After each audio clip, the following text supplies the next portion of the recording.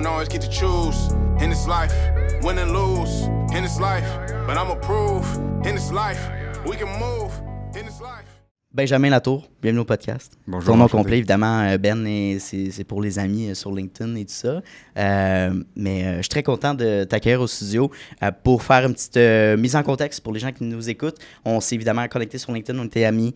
Je trouvais ton profil vraiment intéressant. Différent. On n'a pas encore interviewé de gens dans ton domaine. Donc, justement, je dirais peut-être un formateur, un accompagnateur pour améliorer justement notre dialecte, que ce soit en français, en anglais, en espagnol et d'autres langues. Avant de te rentrer là-dedans, je suis vraiment curieux. Combien de langues que tu parles couramment? Alors, très couramment, 6. Je parle 6, anglais, okay. Français, espagnol, allemand, coréen, portugais. Je les ai appris pas mal dans cet ordre-là. OK, parfait. Et je peux me débrouiller ici et là dans quelques petites langues. Je sais dire « je ne parle pas vietnamien » en vietnamien. Assez bien pour que le monde me réponde en vietnamien, ce qui est toujours un piège. Comment tu as développé ces compétences-là? Est-ce que ça a été comme une aisance depuis un jeune âge ou c'est venu de où exactement? Tu sais que souvent, quand on parle d'aisance, ça vient de l'idée qu'on aime quelque chose ou on a un certain défi, on le surmonte et on développe une certaine compétence. Quand j'étais tout petit, je me rappelle qu'il y avait des étudiants d'échange qui venaient chez nous. Fait qu'il y avait des Japonais et des Coréens surtout. Puis je voyais vraiment la différence entre ceux qui étudiaient beaucoup, qui étaient vraiment avec leurs livres, leurs bouquins constamment, et les autres qui avaient trouvé les sons, les expressions et arrivaient à communiquer avec les gens. Et ça me fascinait comment les gens qui physiquement me ressemblaient pas, moi je vivais dans un tout petit village à ce moment-là, des gens qui me ressemblaient pas, qui venaient d'un autre pays, d'une autre culture totalement, pouvaient développer à s'exprimer. Et donc j'ai développé une certaine passion pour ça. Et j'ai eu le privilège avec ma famille de voyager, faire des projets de bénévolat autour du monde. Et donc, à force de vivre dans différents endroits, voyager, j'ai appris à communiquer avec les gens. On peut en parler un peu plus, mais ouais, ça vient des défis, des intérêts et le désir de connecter. OK, on va pouvoir un petit peu plus en parler, évidemment, concrètement de ton domaine actuel puis de ta profession.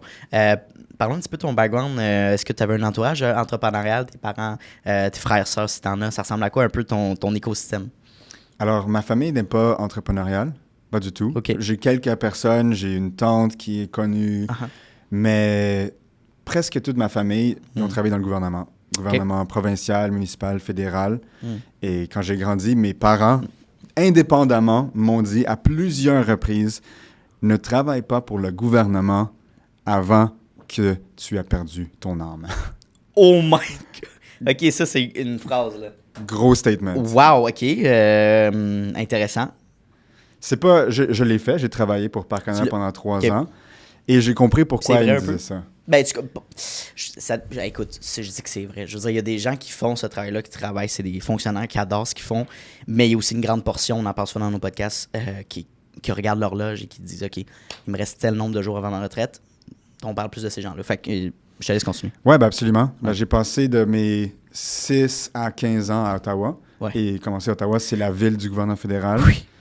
Et autant que j'aime Ottawa parce que c'est beau à l'extérieur de la ville, pour moi, ça manque l'esprit de « on bouge, ça avance ». La plupart du monde sont fonctionnaires et j'ai beaucoup d'amis qui sont fonctionnaires, mes parents sont fonctionnaires, mais c'est des menottes dorées. T'es confortable, t'es aisé et autant que t'es sécuritaire, t'as pas non plus la permission de développer, de pousser, d'en faire plus. C'est pas encouragé ou c'est pas mis de l'avant, du moins, ce travail en interne? C'est même découragé. Découragé. De mon expérience personnelle. Autant que j'ai aimé l'expérience, c'est pas un esprit entrepreneurial. Moi, je suis créatif, je suis un peu TDAH. J'aime bien bouger, voir des choses. Nice. Puis ça m'a parlé de pouvoir développer quelque chose. T'as-tu comme un exemple concret de ce que tu as vécu, toi, quand tu faisais cet emploi-là? J'en ai plusieurs, mais il y en a un notamment que je travaillais sur une variété de projets. Je travaillais dans des projets et j'avais de temps en temps des idées, comme par exemple utiliser certains équipements où je voyais des trucs qui étaient désuets et je voyais des opportunités, par exemple, d'acheter un nouvel équipement vraiment, vraiment pas cher. Ça serait vraiment une chose qui allégerait la tâche infiniment.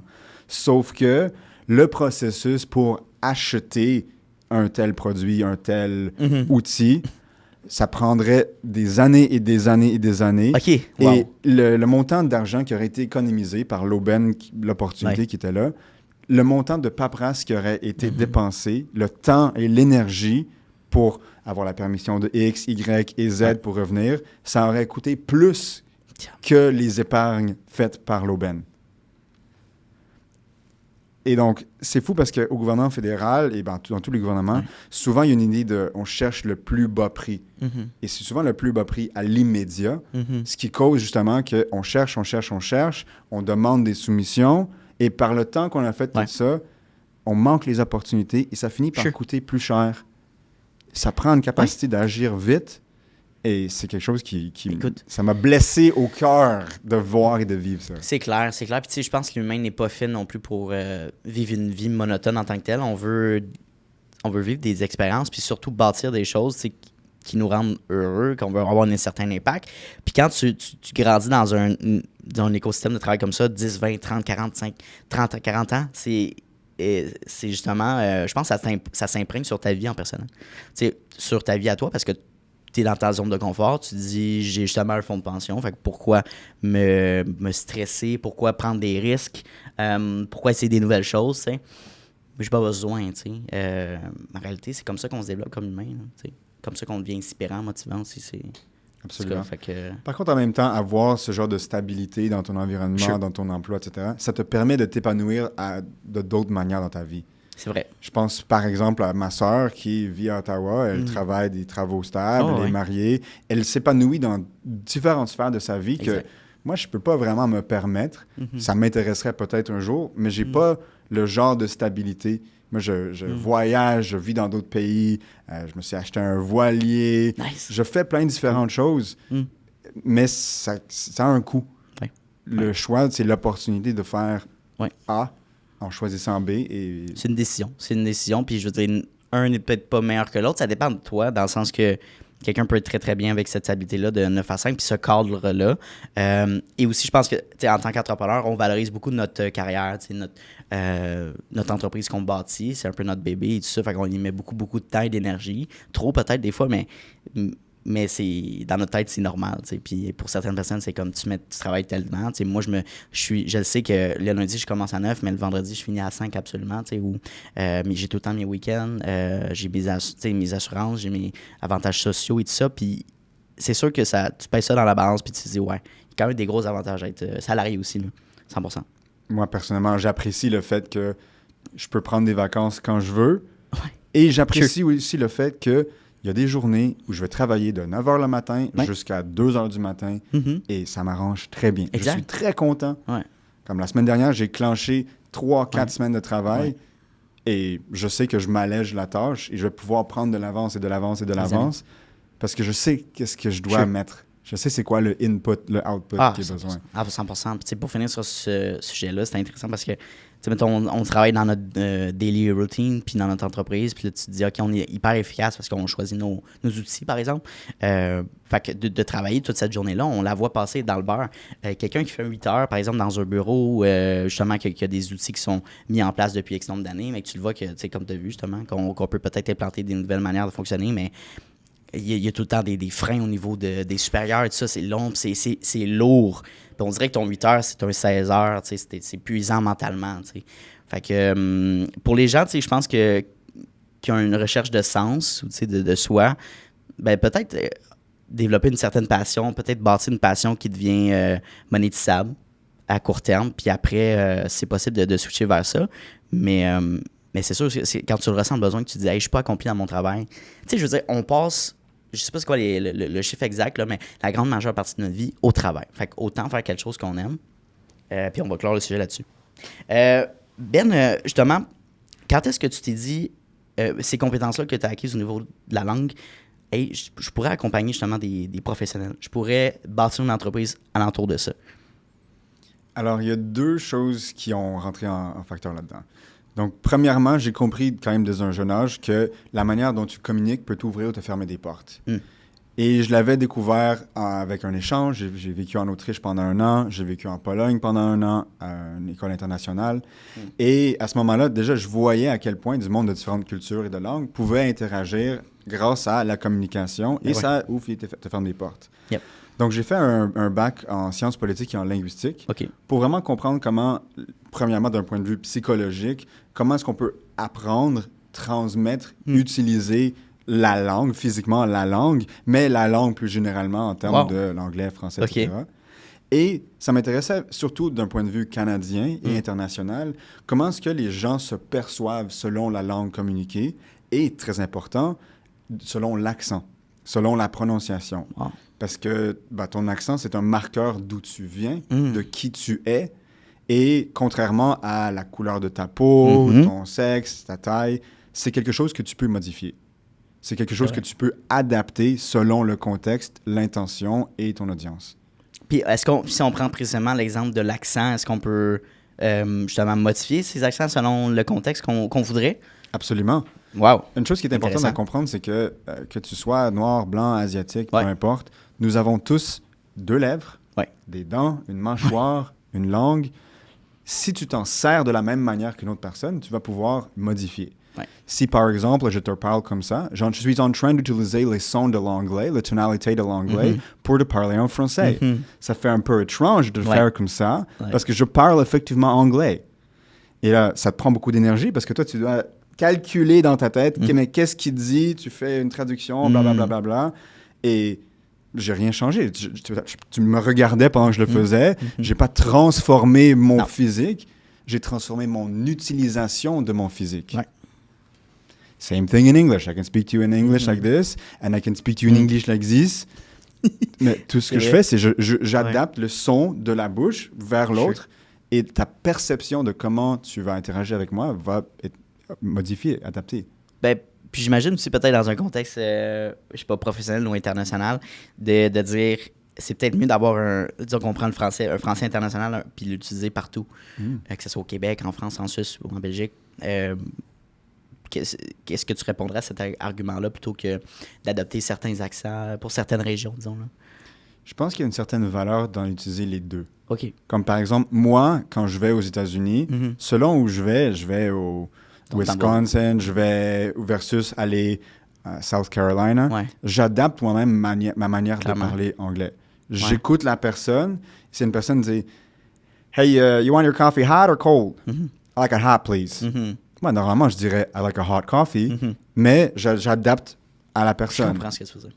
Puis, pour moi, c'est un choix conscient parce que c'est quelque chose que j'ai développé. La plupart des gens ne se rendent pas compte qu'ils ont la capacité d'adapter leur manière de parler. J'imagine que c'est peut-être aussi si c'est imprégné un peu de ces régions-là, de cette culture-là. Même chose si, par exemple, tu t'en vas à New York, cet accent-là, au Texas, là, c'est vraiment beaucoup plus dans l'accent du Sud. Fait que non, c'est intéressant puis curieux. Puis si on prend toi exactement, est-ce que tu dirais que c'est quasiment naturel, que ça devient naturellement quand tu visites certaines régions dans le monde, tu dis, il y a comme une switch ou un bouton que tu, avec ta mâchoire, tu réutilises précisément un accent? Absolument. OK, intéressant. Et ça fait une grande partie de ce que j'enseigne, c'est l'écoute active et profonde. OK. Donc, si tu étais en train de me parler avec un accent français, j'aurais plus tendance à modifier la manière de parler. L'objectif n'est pas forcément de faire semblant que je suis français, mais j'arrive à adapter un petit peu les sons, et comprendre la tonalité, il y a des changements qui vont se faire. Quel accent que tu trouves qui est le plus difficile à comprendre? Le joual. OK.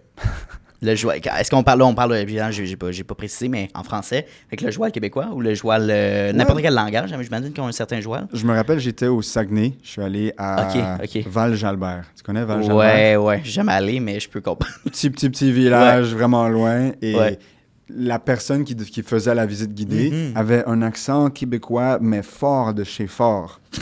Et j'avais vraiment de la misère à comprendre. Moi, j'avais de la misère à comprendre. Et je m'imaginais les personnes avec moi qui étaient de Slovaquie notamment.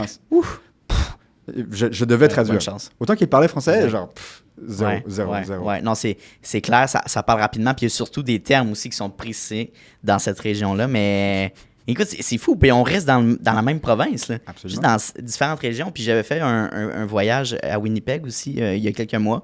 Et pour ceux qui ne savent pas, il y a des communautés francophones aussi à Winnipeg, qui est un petit peu plus petite, mais qui sont présentes encore. C'est vraiment un bel accent qui est très, très compréhensible aussi. C'est un accent un peu acadien, un petit peu Nouveau-Brunswick. Donc, évidemment, c'est la réalité de ces gens-là, c'est qu'ils ont grandi avec, disons, les deux parents, un parent qui était francophone puis un parent qui était anglophone. Donc, ils ont grandi avec l'apprentissage de l'anglais puis du français. Ils ont des écoles d'immersion aussi en francophonie. Mais quand tu sors justement de différentes régions puis tu commences à voyager, tu réalises que, wow, OK, il y a différentes réalités à travers le pays que tu es, là. Absolument. C'est super intéressant, tu sais, de voyager par rapport à ça. Et ça me fait penser à, premièrement, comment moi j'ai grandi. Donc, j'ai vécu beaucoup à Ottawa, mais ma mère vient du BC, donc la côte ouest, et mon père vient d'un petit village au Québec. Ouais. Et à Ottawa, quand je parle avec mes amis de là, et aussi des gens qui viennent de Montréal, Ouais. il y a une certaine manière de parler que c'est anglais, français, dans la même phrase, dans le même mot. Ouais, le franglais. Absolument. C'est fou, ça. Pour moi, c'est ma langue préférée. Mhm. Je me sens le plus à l'aise dans cette langue-là parce qu'il y a certaines choses qui, dans une langue, ne s'expriment pas de la même façon. Il faut comprendre la nuance de l'expression, du choix de mots. Et des fois, ça se dit juste mieux dans une langue et une autre. Et c'est pas une question de traduire un pour un parce que il y a la nuance. Et si tu parles avec quelqu'un qui comprend la nuance, ça change tout. C'est incroyable. C'est incroyable. Puis si on prend l'exemple d'Ottawa, évidemment, il y a la ville adjacente qui est Gatineau, francophone et tout ça. Fait qu'il y a beaucoup de francophones à Gatineau qui viennent travailler à Ottawa. C'est un contexte qui est quand même différent. C'est le fun d'avoir un peu cette complicité-là. Si on prend at large, je sais pas si tu as regardé un petit peu l'histoire aussi, c'est le fun d'analyser un peu l'histoire au niveau des langues, comment on a développé ça, pourquoi le Québec est fait en sorte, pourquoi on a notre accent, notre identité, tout ça. Mais si on regarde au niveau culturel, les grandes différences entre la langue française et la langue anglaise, qu'est-ce que tu remarques le plus au niveau de la perception, du feeling, quand on parle une certaine langue, là? Alors, ça, c'est un grand défi que la plupart de mes clients ont. Je travaille majoritairement avec des francophones et surtout des Français. En français, on a tendance à créer des longues phrases et démontrer notre capacité de s'exprimer avec de la manière de communiquer qui souligne une certaine compétence, blablabla. Je comprends. Faire des belles phrases complètes. Exactement, exactement. Et aussi, par exemple, au Québec, on a l'Académie de la langue française, mais plus généralement, le français a été créé d'une certaine manière pour être élitiste, pour séparer les gens qui savent écrire, qui savent bien parler, et ceux qui sont paysans, mal éduqués, etc. OK, wow. Donc, c'est un gros contraste avec l'anglais qui, oui, a une certaine notion de ça, mais tu as peut-être remarqué qu'en anglais, il y a beaucoup de mots qui viennent du français, qui sont très semblables. Tu vois, information, communication. C'est des mots qui viennent du latin via le français. Il y a les Normands qui ont envahi l'Angleterre.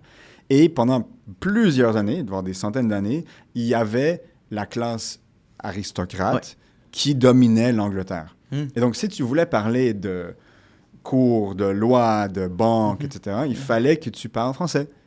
Et donc, beaucoup des termes en anglais que les gens utilisent, qui sont du vocabulaire soutenu, c'est des mots en français.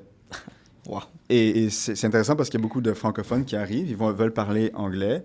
Et ceux qui ont compris que, OK, tu comprends, tu modifies l'accent un petit peu, ils utilisent quand même les mêmes mots qui sont dérivés du latin.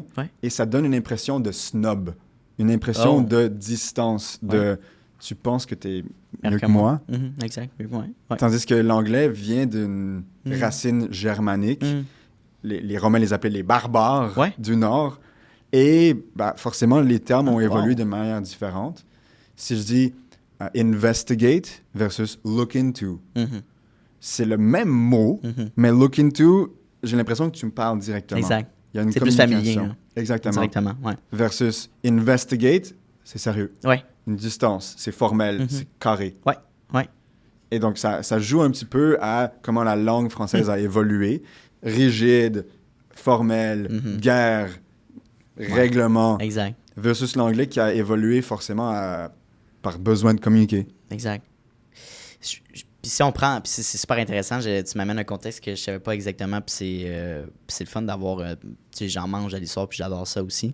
Puis c'est ça qui est intéressant quand on regarde aussi au Canada, un peu quand sais pas si tu as déjà lu les BD Astérix et Obélix. Le fameux village gaulois autour des camps romains, ben, c'est un peu ça, cette réalité-là, un petit peu moins évidemment en 2025, mais dans le passé, nos ancêtres, c'est un peu ça, c'est d'être entouré d'anglophones dans un contexte francophone. On dirait que notre langage familier québécois, c'est très différent du langage français, de la France, par exemple. Je dirais qu'il y a un mélange de... Évidemment, on fait du franglais, mais on a le même langage, mais on utilise des mots beaucoup plus rapetissés, beaucoup plus straight to the point. Short and sweet, comme l'anglais, mais au français. Je sais pas, on dirait que c'est épuisant de faire des grandes phrases développées comme un français pourrait le faire. Donc, ça aussi, c'est un contexte vraiment précis au Québec, là. En tout cas. Et c'est une chose que je trouve surtout fascinante. C'est une des raisons pourquoi, quand je travaille avec des gens, c'est toujours commencer par l'accent. Ouais. Parce qu'il y a des études qui ont été faites que les enfants, quand ils vont jouer ensemble, ont tendance à plus jouer avec des enfants qui parlent comme eux versus des enfants qui leur ressemblent physiquement. Oh. Et donc, OK. ils n'ont pas encore développé des biais psychologiques, culturels, mais cette personne parle comme moi, cette personne me ressemble. Ouais. Et si on rentre au temps des hommes des cavernes, cette personne me ressemble, je peux lui faire plus 100%. confiance, c'est ma tribu, cette personne est différente de moi. Oui, il y a le physique, mais surtout l'élément culturel qu'on peut développer, qui est ta manière de communiquer, ta manière de s'exprimer.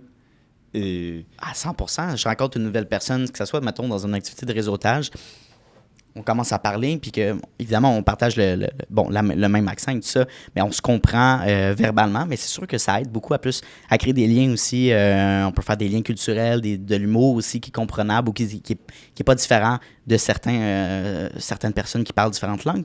Donc, ça aussi, c'est vrai que ça crée un lien beaucoup plus, comme je pourrais le dire, comme direct là, par rapport à ça. Absolument. Et ce que je trouve intéressant avec les accents, c'est que moi, en général, je vise une prononciation assez neutre. Et là, présentement, je m'adapte à ta manière de parler. Oui. Mais en général, j'interagis avec des gens de manière aléatoire. Les gens me demandent toujours « je viens d'où ». Oui, exact. En anglais et en français, j'ai activement développé un accent assez neutre pour pouvoir avoir la flexibilité de sauter dans un autre. Mais quand j'entends un accent spécifique, j'essaie activement de l'appliquer pour créer justement ce lien de... Exact. Je ne veux pas dire amitié, mais de complicité justement avec la personne.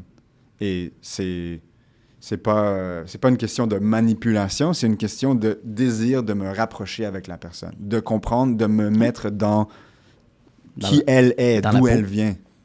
Et aussi que cette personne comprend que je cherche à la comprendre. Je cherche à me rapprocher d'elle. Oui, exact, de créer un lien justement. Puis, non, c'est intéressant. J'aimerais qu'on sorte maintenant dans la deuxième partie de l'entrevue qui est un petit peu plus l'entreprise. Ton domaine spécifiquement. Parlons un petit peu de ta clientèle.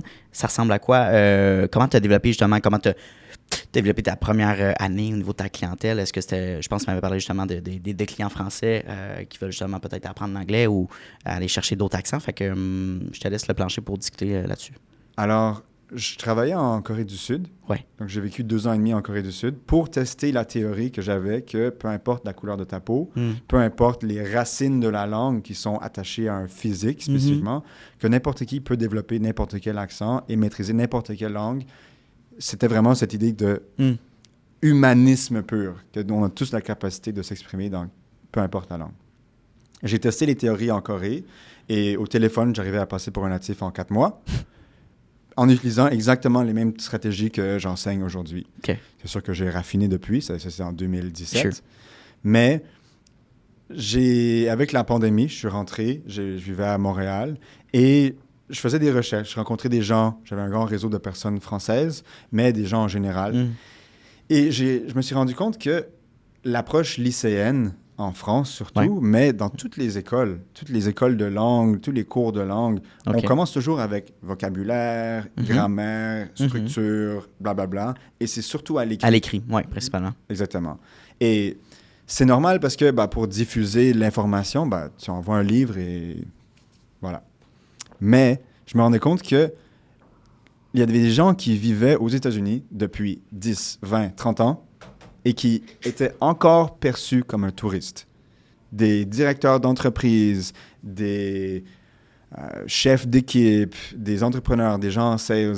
Et la première chose qu'on leur disait toujours, autant qu'ils avaient leur vocabulaire parfait, grammaire impeccable, « Oh, you're French! Oh, how long are you here on vacation for? » Mais les gens sont citoyens américains, ils vivent à New York depuis 2004. Ils sont encore perçus comme un étranger séparé qui ne connaît pas encore le contexte. Un touriste. Un touriste. Et c'était blessant. Et je Ben, me rendais c'est compte. clair. Absolument. Il n'y a pas un problème avec un touriste. C'est pas péjoratif, mais c'est des gens qui ont vécu leur vie, ils sont rendus dans un contexte et ils n'ont pas les outils. Même si c'est un effet wow de dire « Oh wow, you're speaking French, tell me some words », c'est comme « OK ». Puis tu élimines justement la relation égalitaire qui est que, mettons, entre deux Américains qui discutent ensemble.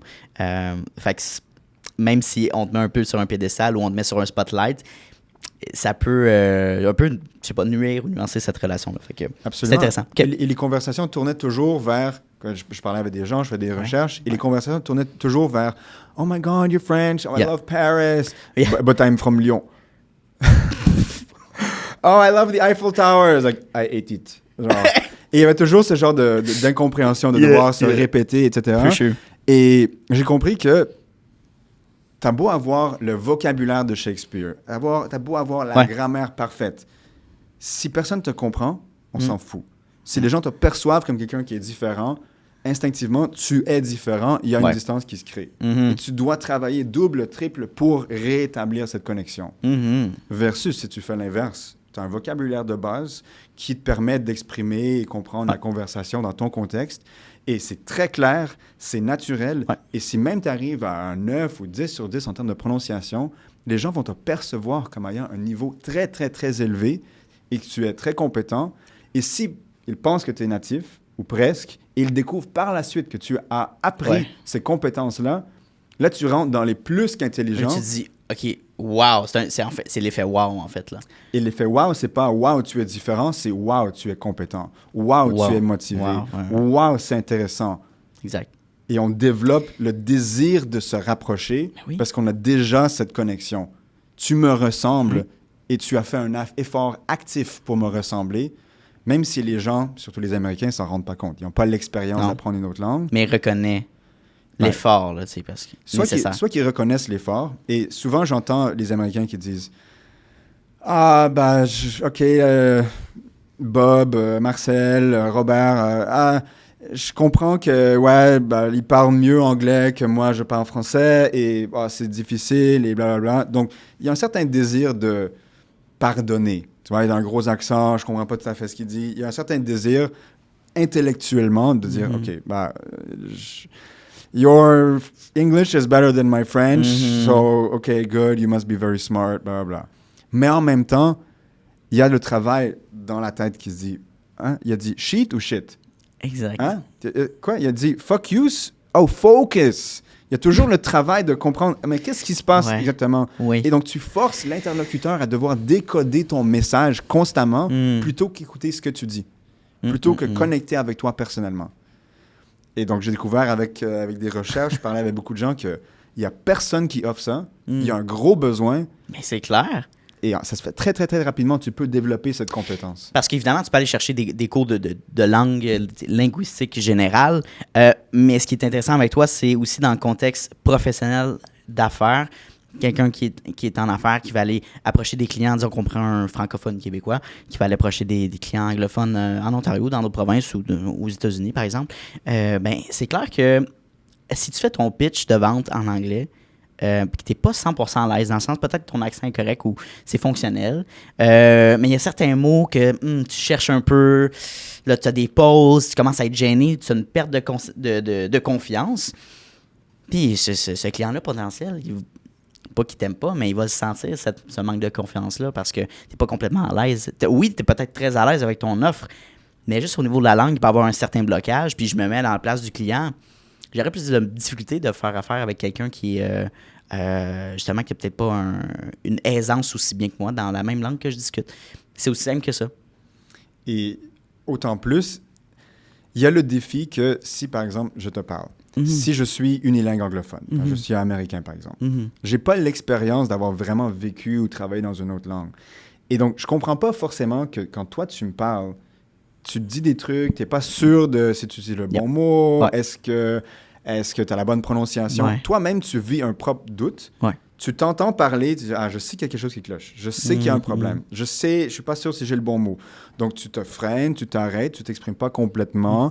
Tu as le doute, tu as le manque de confiance. Mais l'Américain avec qui tu parles, il sait pas que le manque de confiance, c'est d'un point de vue linguistique ou envers ton produit, ton offre de service, ta capacité de l'aider. Mais oui, 100%. Et donc, ça gruge toi-même. C'est clair. Et en plus que, quand tu parles, tu dis « Yes, we are looking to develop the business in America ». Il y a cette pause. Il y a le petit silence malaisant à la fin. Toi, tu le ressens, l'autre personne le ressent. Et augmente le stress, augmente la difficulté, augmente l'effort. Ben, je pense que la perception aussi de cette personne, ce client-là, disons, américain, qui voit, évidemment, mettons, ça c'est un bon exemple, l'accent français de France, puis il dit, ben, cette personne-là n'a pas nécessairement pris le temps non plus, peut-être, d'apprendre cet accent-là ou de développer son anglais à un niveau qui fait du sens. Donc, c'est quoi? Elle se prend pour une personne mieux. Est-ce qu'elle se prend mieux que moi? Est-ce que je suis moins important qu'elle? Tu sais, c'est toutes des questions valables. Là. Fait que ça peut aller très, très loin. C'est fou, ça. Et si j'utilise le même exemple, si j'étais pour faire exactement cette conversation, j'étais pour te parler en anglais, en français, avec un accent comme ça, tu dois comprendre que j'ai pas pris le temps de l'adapter. Genre, l'exemple classique, c'est genre « merci beaucoup » ou « merci beaucoup ».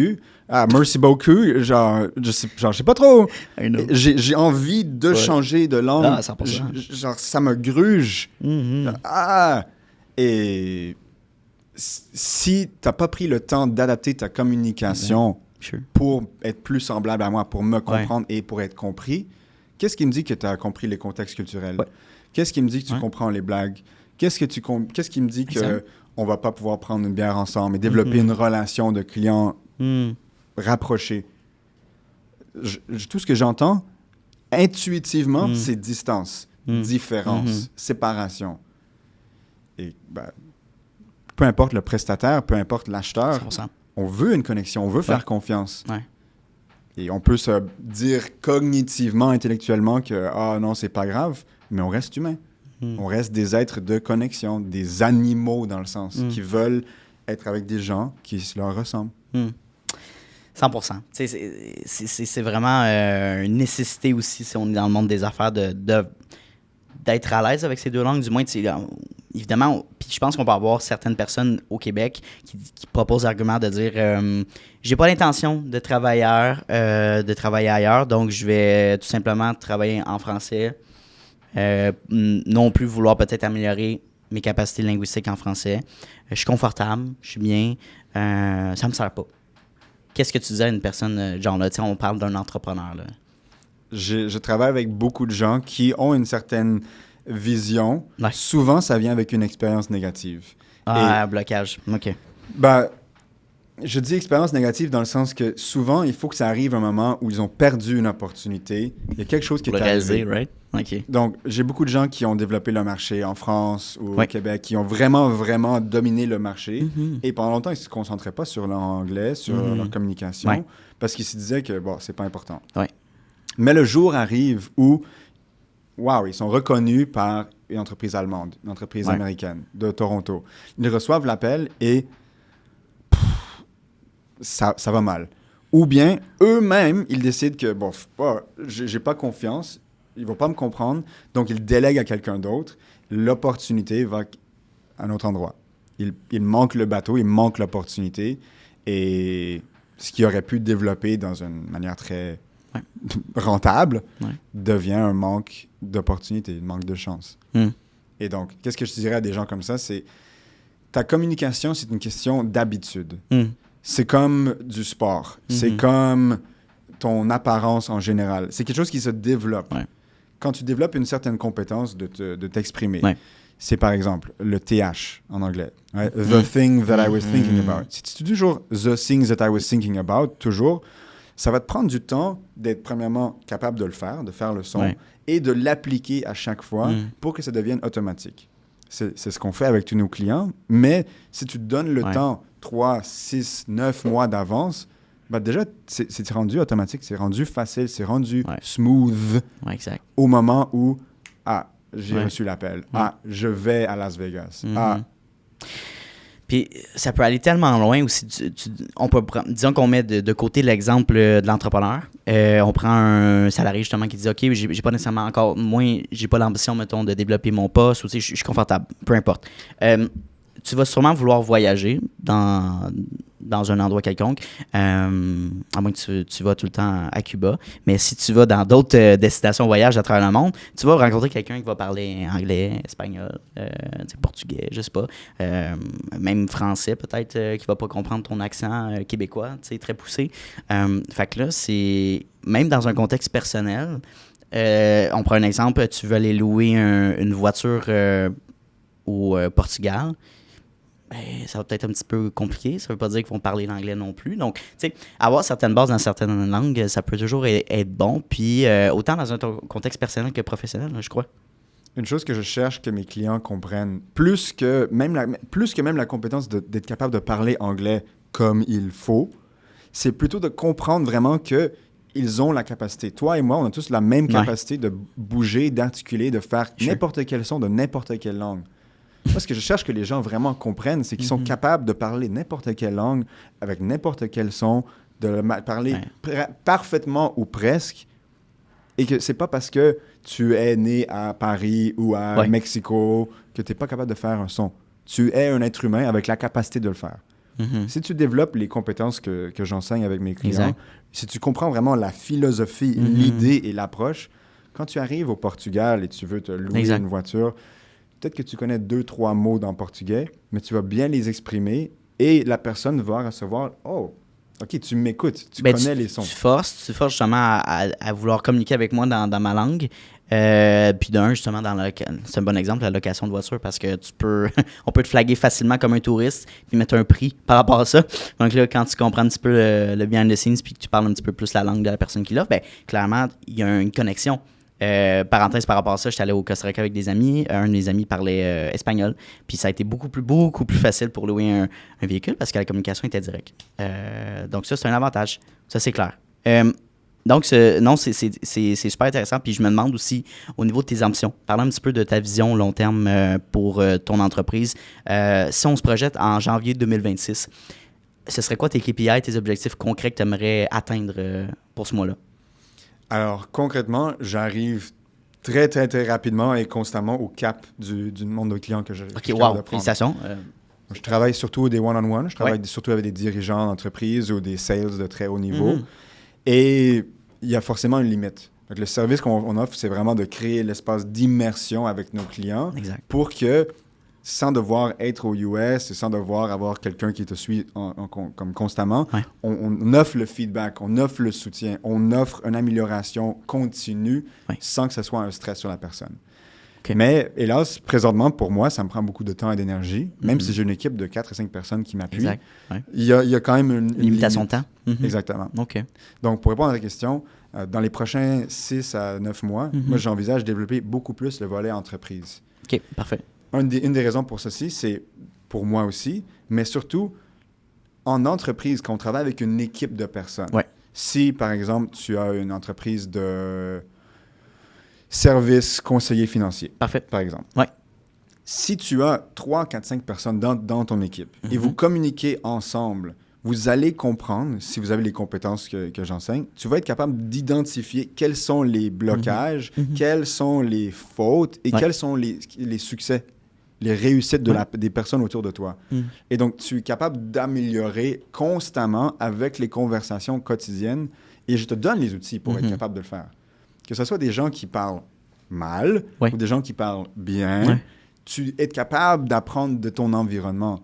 Et c'est ce que je veux permettre au monde de faire plus généralement.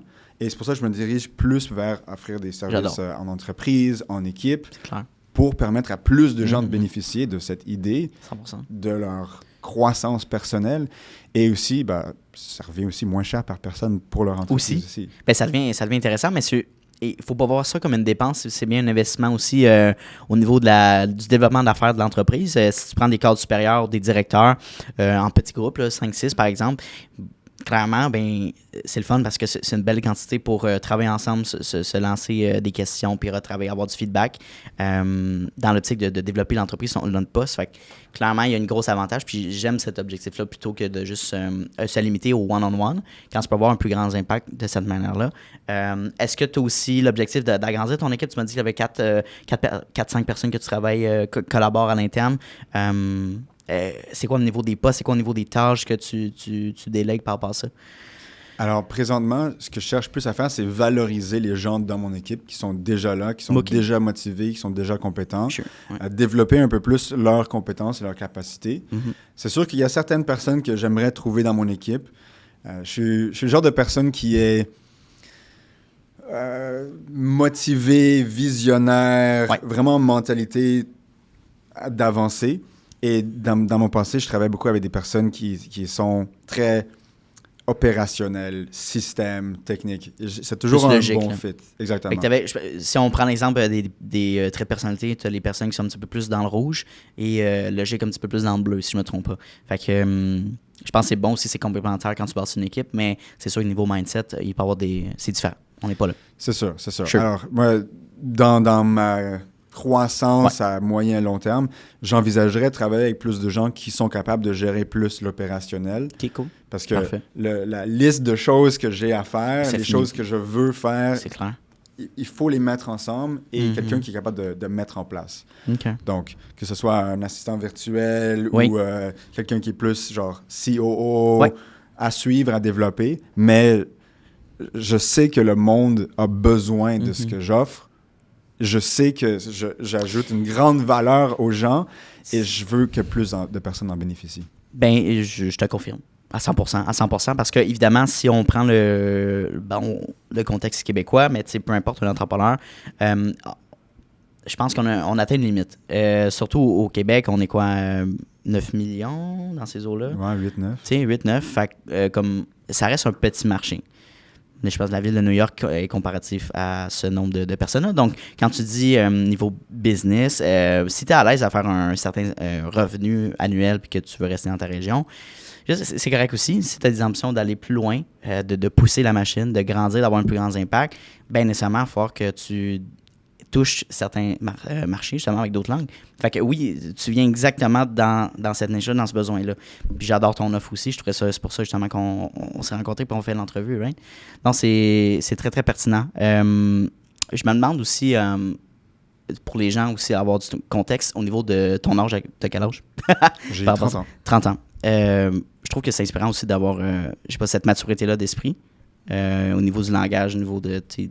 culturellement, de voir un peu les différentes langues. Je pense que c'est très important aussi, si on parle un petit peu plus à large, mais quelqu'un qui veut bâtir une famille, d'inculquer ces valeurs-là à nos enfants, de vouloir peut-être apprendre plusieurs bases de langue quand on est jeune, pas juste seulement notre langue primaire, du moins l'anglais, le français, puis après, évidemment, aussi, c'est beaucoup plus facile d'apprendre ça quand on est jeune.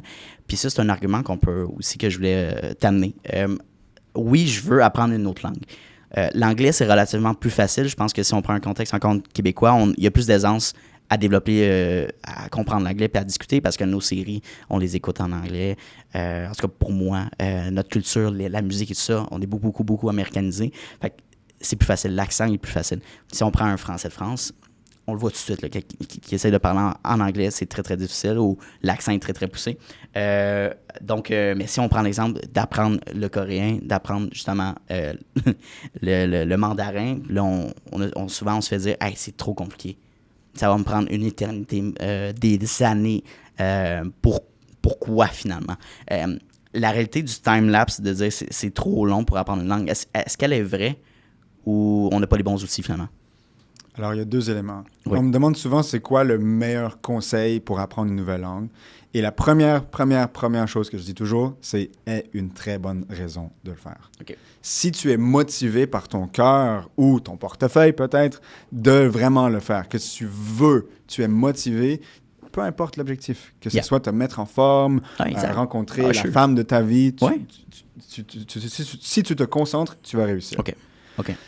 Deuxièmement, c'est pas une question de temps. Mm. En général, l'approche traditionnelle d'apprendre une langue, c'est étudier des listes de vocabulaire, de la grammaire pendant des heures et des heures et des heures. Mais moi, je suis l'approche contraire. C'est une raison pourquoi j'arrive à me sentir très, très, très à l'aise, très, très, très rapidement dans une autre langue et que mes clients réussissent à faire la même chose.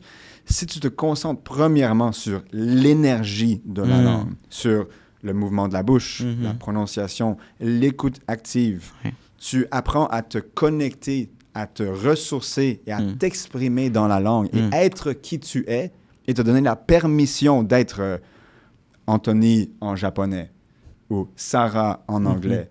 Tu te donnes la permission d'être cette personne. Tu peux connaître 50 mots, tu peux connaître 200 mots et tu vas déjà avoir l'air, tu donnes l'impression et tu te ressens comme quelqu'un qui est capable de s'exprimer. Tu te sens à l'aise et tu donnes l'impression d'être à l'aise et tu mets l'autre personne à l'aise. Donc, sans te mettre dans des listes de vocabulaire, etc., tu peux comprendre que déjà, je connais 50 mots en portugais, 50 mots en anglais, peu importe, mais je les exprime de la même manière qu'un natif. C'est ça. J'utilise la tonalité et l'énergie et je sais écouter. Je me remets dans un mode d'apprentissage comme un enfant qui apprend sa première langue. Oui. Ce que tu veux dire, c'est pas nécessairement d'être obligatoire d'apprendre le dictionnaire portugais, par exemple. Là. Donc, tous les mots possibles. C'est vraiment d'avoir peut-être les highlights pour être capable de faire des phrases complètes. Pour bien se débrouiller. Surtout, les highlights, l'important, c'est de trouver c'est quoi ton objectif précis à toi. Je te donne un exemple concret. Quand je vivais en Corée, j'ai commencé par la prononciation, les sons, la tonalité et les expressions de haut niveau. Sans connaître des listes de vocabulaire. Encore à ce jour, je ne sais pas comment dire tiroir de cuisine. C'est des vocabulaires vraiment de base. Mais on m'a invité à un mariage pour faire un speech à ce mariage. J'avais vraiment peur d'aller à ce speech, à ce mariage, surtout qu'il fallait prendre l'autobus avec 50 dames de 50 ans qui parlaient uniquement coréen. J'avais peur, mais je savais que, OK, on va parler de mariage, on va parler de noces, on va parler de tradition, de cérémonie, et on va me poser des questions genre d'où tu viens, pourquoi tu parles coréen, qui t'a invité, et est-ce que tu as déjà été à un mariage. Là, OK, voilà, là j'ai 7 ou 8 choses, je peux concentrer toute mon étude, tout mon temps, mon énergie envers certaines choses. Donc plutôt que chercher à parler de diversité de baleines aux Bahamas, blablabla. Oui, c'est un sujet qui m'intéresse, mais c'est pas pertinent pour mon objectif. Si j'applique prononciation, compétence, tonalité vers un objectif spécifique, je vais réussir, je vais être perçu comme bien, je vais avoir du bon feedback et je vais m'entendre moi-même réussir cette situation-là. Et donc, ma croyance en moi-même que je peux m'exprimer, que je peux me sentir à l'aise et que je le fais bien, ma croyance en moi-même augmente exponentiellement et le prochain objectif, plus facile. Prochain objectif, plus facile, plus facile. La plupart des gens envisagent l'apprentissage d'une langue comme dans toutes les directions en même temps. J'apprends tous les mots, blablabla, bla, bla, bla, et je vais devenir fluent dans une langue. Ça peut fonctionner, mais c'est très chronophage. Ça prend beaucoup de temps et beaucoup d'énergie. Et c'est ce qu'on enseigne en général à l'école, parce que c'est généralisé pour n'importe qui, pour faire n'importe quoi. Voilà. Oui, exact. Oui, c'est un template qu'on propose finalement pour tout le monde. Exactement. Mais si toi, tu as un objectif spécifique, par exemple, je travaille avec un client qui développe des logiciels de vente, genre des CRM, par exemple. Le vocabulaire de ces conversations est très limité. Il reçoit généralement les mêmes questions, il explique le même produit, les mêmes nuances, les mêmes objections. Et donc, on peut concentrer 100% de son énergie vers un cadre qui va lui permettre de réussir 80% de ses interactions avec 80% de succès. Et il se sent bien, il s'entend lui-même, il dit « Wow, let's go, c'est moi qui parle comme ça ?» Versus, si tu travailles tout en même temps, tu finis par rien faire. Et ça prend beaucoup de temps, beaucoup d'énergie. Oui, puis si on prend l'exemple du mariage, c'est super cool. Les personnes te prennent peut-être un petit peu plus au sérieux, ou il y a une connexion qui se fait plus facilement, c'est clair. Puis si tu as l'exemple de la personne justement qui fait l'intégration de CRM, de pouvoir discuter avec lui avec certains termes précis dans son domaine, bien clairement, OK, déjà, lui, sa perception, c'est comme, OK, il est préparé, il est sérieux, peut-être qu'il a un budget, il veut s'engager dans le processus. C'est un client qui fait du sens, qui est le fun à travailler. OK, allons de l'avant. Moi, je trouve ça cool, une personne qui a fait ses recherches à l'avance, qui s'y connaît à un certain point, qui voit déjà la valeur. Clairement, c'est un plus, c'est un bonus. En affaires, c'est tellement important de faire ses recherches, mais peut-être qu'on met ça de côté puis on l'assume comme oui, mais est-ce qu'on le fait réellement, surtout en langue? That's interesting. C'est surtout une question de confiance en toi-même aussi. Ah ouais. Comme beaucoup de mes clients, c'est des hauts dirigeants qui doivent diriger des gens. Ouais. Et souvent, c'est des entreprises qui sont françaises, francophones. OK. Et ils intègrent des Allemands, des Japonais, des Coréens, des Américains dans leur équipe. Et soudainement, la langue complète de l'entreprise est devenue en anglais. Et donc, les dirigeants qui sont des lions normalement deviennent des petits chatons. Exact. Et ils perdent la compétence, ils perdent la prestance un peu. Pardon? Ils perdent un petit peu cette prestance-là avec la langue. Absolument. Tu n'as pas la même énergie et toi-même, tu t'entends toi-même et tu dis « Ouf, c'est moi. » Donc, tu n'as pas envie de faire le commentaire, donner la suggestion, écouter X, Y, Z. C'est clair. Et les gens te perçoivent comme quelqu'un avec l'énergie d'un junior, même si tu es la personne la plus senior. Et toi-même, tu t'entends. Tu écoutes un appel Zoom, Teams, tu entends l'enregistrement et tu dis « Ouf, c'est moi. » Regarde l'énergie. Tu le sens, tu le sais. Et tu t'exprimes de manière, genre, tu te sens pas compétent et les gens te perçoivent pas avec le même niveau de compétence. Et donc, t'as beau être le big boss, tu te comportes comme le petit boss. Exact. Puis souvent, ces gens-là vont dire, bon, ben, tant qu'à me tirer dans le pied, si tu veux, je vais juste me retirer, je vais pas faire de commentaires constructifs, mais en même temps, là, tu dégrades cette relation-là parce que la personne ne sait pas si elle fait la bonne chose ou pas, comment ça s'améliore. Tu es moins impliqué aussi dans l'équipe parce que mon boss est vraiment distant, il me parle pas, y a-tu un froid? Ça peut aller vraiment loin. Fait que, tu es dans ce rôle, tu es dans cette position parce que tu es compétent, parce que tu t'exprimes bien, parce que tu sais diriger, tu sais écouter, remarquer les nuances et t'exprimer avec ces mêmes nuances. Et là, soudainement, tu perds ça. Tu dis, bon, je vais me retirer, c'est pas important. Si tu as 45 ans, 50 ans, c'est pas le moment de prendre ta retraite. Peut-être que oui, mais tu n'avais pas envisagé dans ta vie, j'arrive à ce plateau-là et je peux pas avancer parce que le monde est devenu international et je dois maintenant gérer des gens de partout au monde. Non, c'est pas le moment de finir ta carrière, c'est le moment de te développer et de comprendre fondamentalement qu'à n'importe quel âge, tu peux l'apprendre. 100%. Puis, je veux dire, si on va plus loin que le contexte personnel ou professionnel, si on prend toi, la personne qui veut se développer, si on prend l'exemple des neurones, ou ses capacités neuronales, d'apprendre une certaine langue, puis d'avoir une ouverture d'esprit, moi, je pense qu'il y a un lien direct en vieillissant, développer sa mémoire, garder une mémoire long terme, court terme, de bonne qualité, parce que tu fais travailler ton cerveau.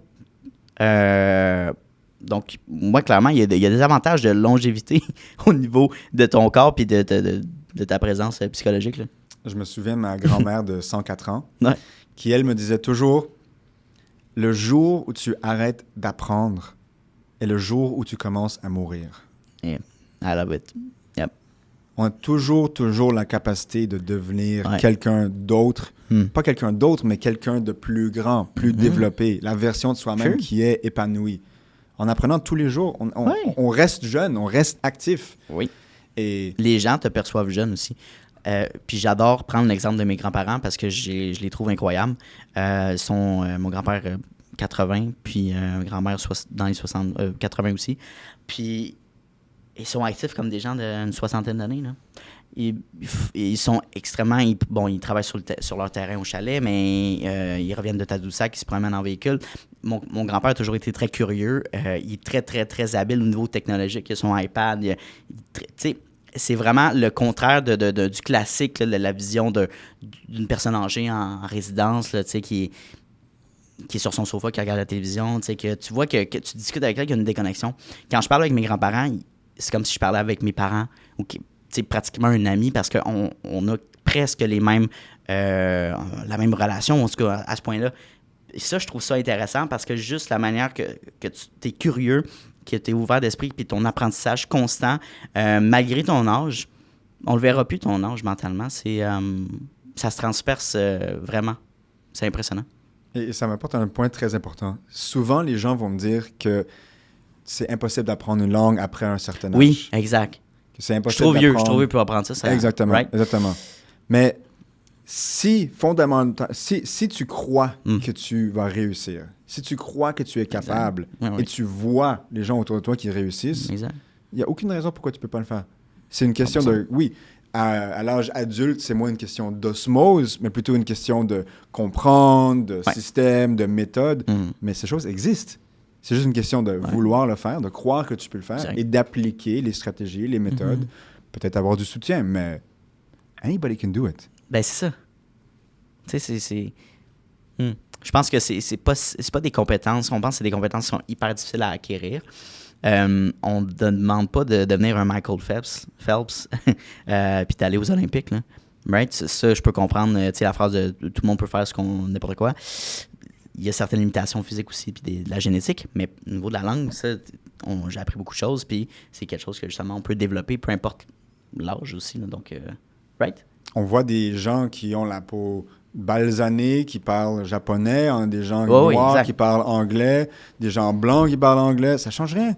Non. Genre, tu as la capacité de le faire peu importe ton physique, tant que tu as tes lèvres, tes dents, etc. Oui, il y a des gens qui travaillent en récupération de gens qui n'ont pas de mâchoire. Tu vois, donc comment là, il y a une problématique physique. Là, il y a des gens parfois qui vont me contacter. Il y avait un homme qui avait un cancer de la gorge et qui avait besoin de réhabilitation physique. Je lui ai référé à un professionnel de réhabilitation.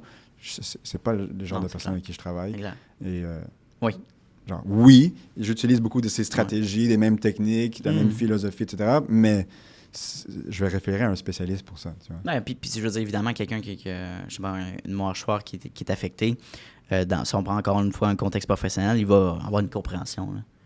Ça serait un petit peu malsain de juger une personne par rapport à ça parce que tu as une capacité physique moindre, là, fait que ça arrive. Là. Ouais, c'est sûr qu'il veut se développer et s'améliorer, mais il y a des moyens de le faire, mais c'est hors de mon champ d'expertise. Mais c'est le fun que tu délègues. Tu réfères à des experts, des professionnels dans ce milieu-là. C'est quoi t'as-tu une vision d'empire, de bâtir une entreprise? À quel point tu aimerais rendre ton impact, ton entreprise? Où est-ce que tu voudrais aller finalement dans les 10 prochaines années? Là?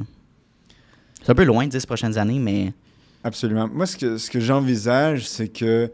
Moi, mon rêve personnel... Ton rêve, oui. C'est que tout le monde au monde puisse comprendre qu'on est fondamentalement des êtres humains, qu'on a la capacité de s'exprimer et qu'on est tous pareils et qu'on est capable de se comprendre et de se rassembler.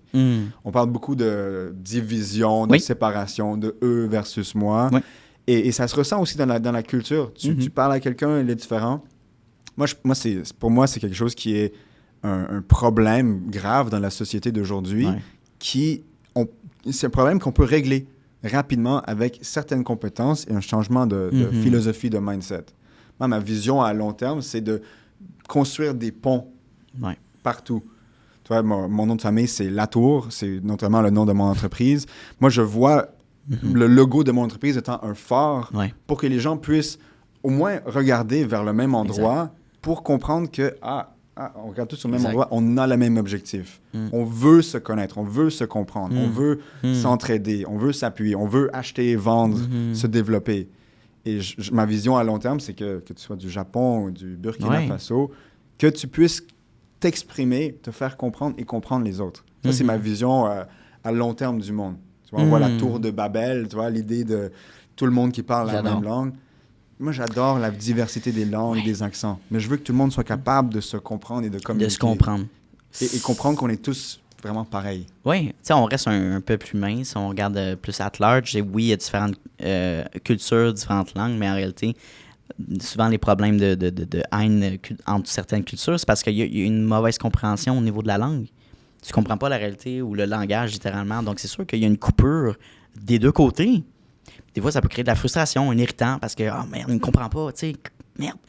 Mais non, c'est clair, des fois, juste de régler certains points, la personne va être moins sur les gardes, va dire, OK, cool, c'est le fun, tu sais, tu parles un petit peu comme que je parle. Si on lit des anciens textes des années 1800, on voit des anglophones qui parlent des francophones, genre les Français, comme étant une autre race.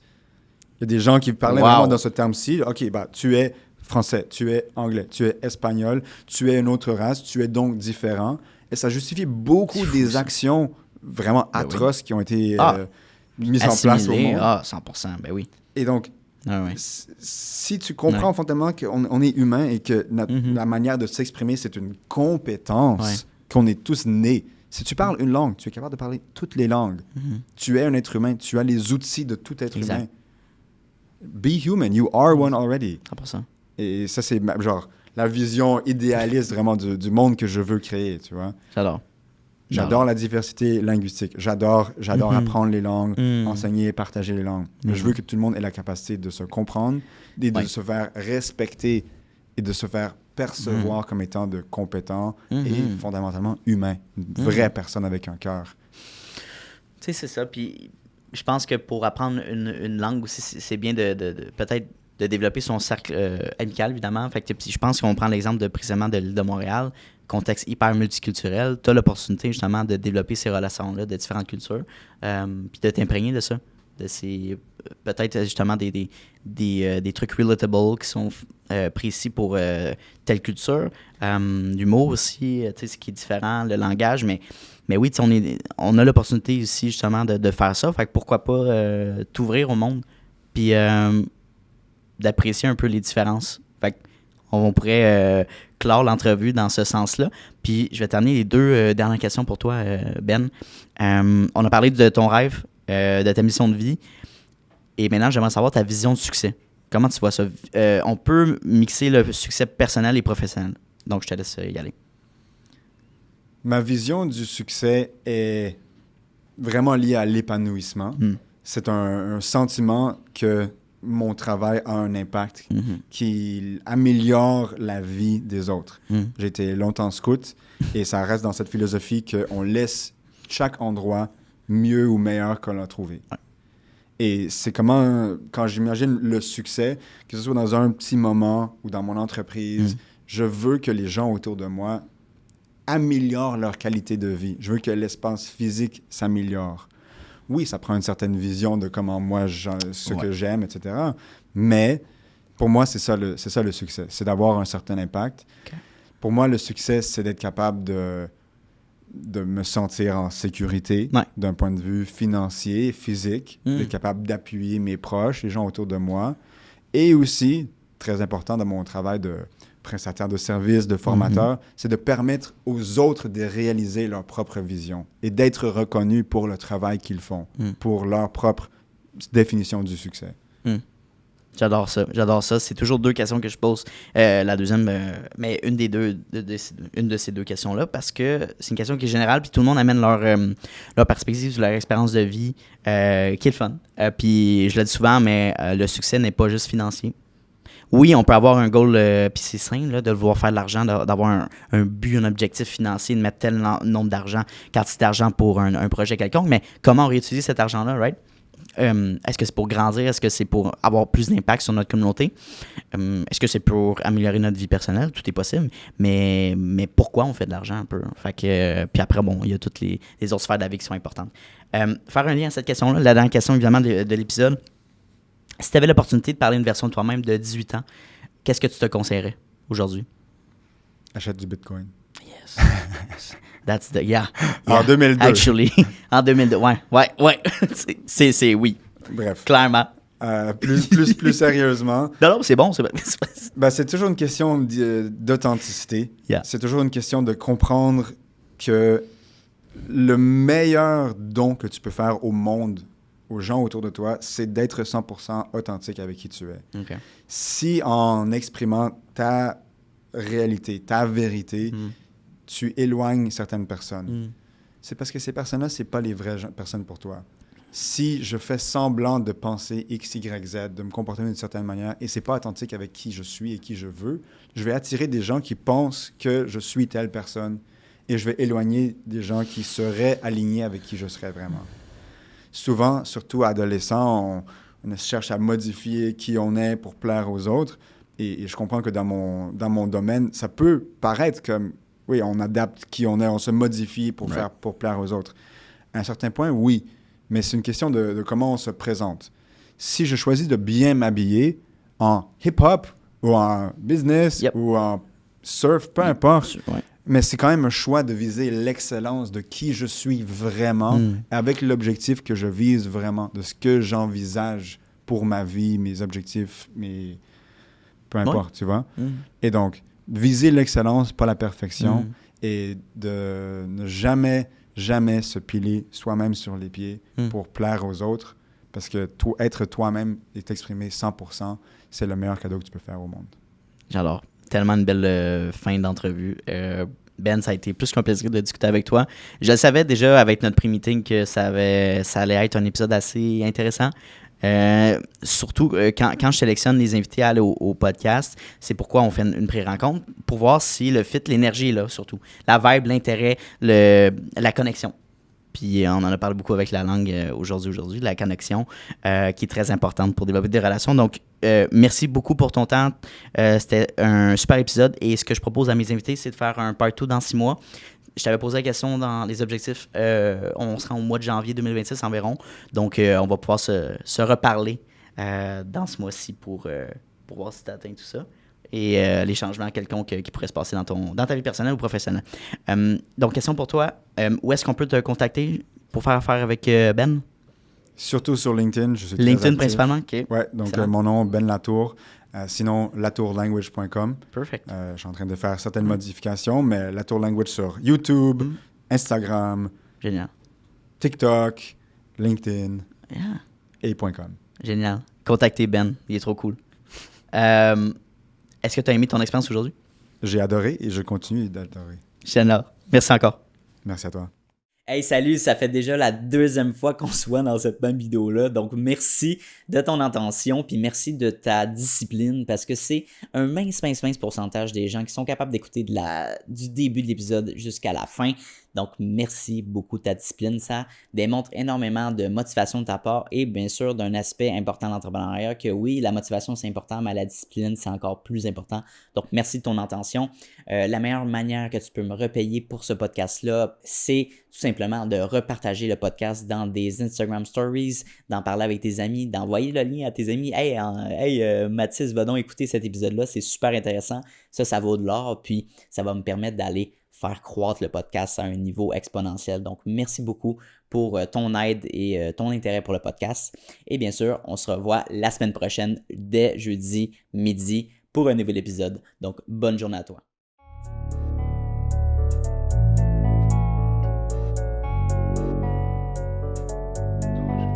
You don't always get to choose in this life, win and lose in this life.